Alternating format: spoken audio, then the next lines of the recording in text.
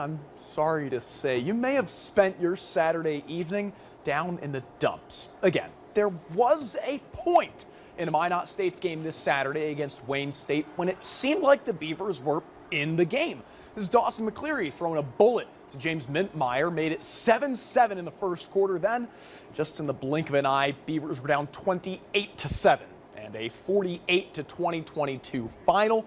Wildcats on top. Minot plays at Northern next week. It wasn't much better for the Bison.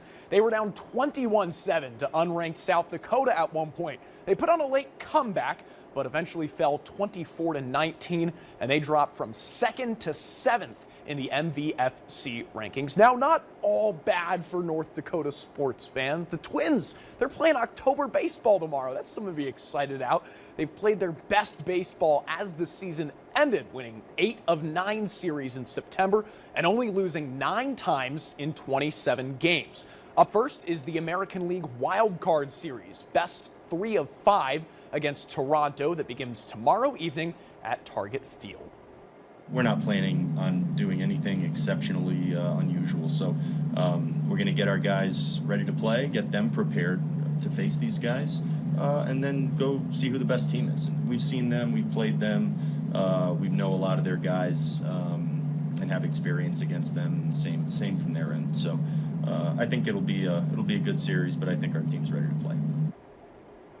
First pitch tomorrow is just after 4:30 in the afternoon Central Time. Mondays are typically a quieter day when it comes to high school sports, especially at this point in the fall. But at Bishop Ryan tonight, quiet is not the word I'd use. Let's dare to enter the Lions' Den, where Bishop Ryan hosts DLB Lakers, rocking those pink uniforms to start October. Hey, they scored the first 3 points of the opening set. Lions tally their first point off an Alina Johansson deflected kill.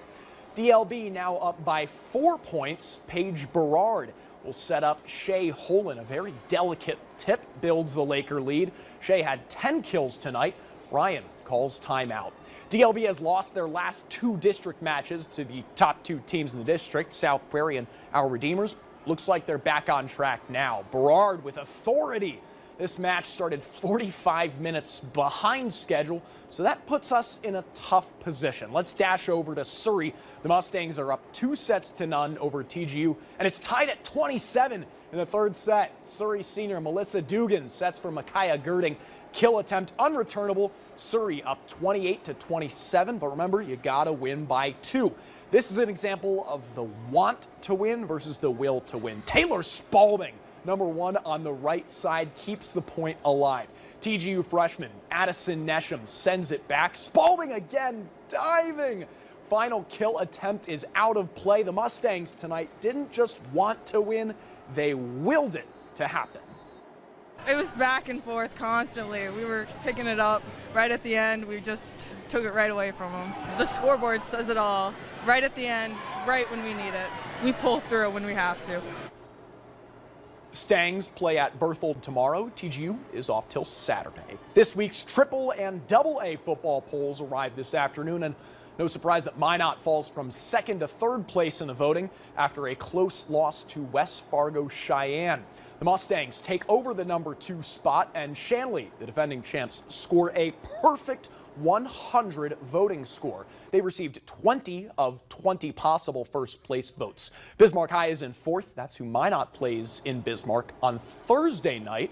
Some movement in what's been a relatively stable season for the double A poll. North is still number 1. South is still number 2. But Dickinson, a week after losing to 0-4 Devils Lake, upsets Jamestown. Midgets play up to AAA this Friday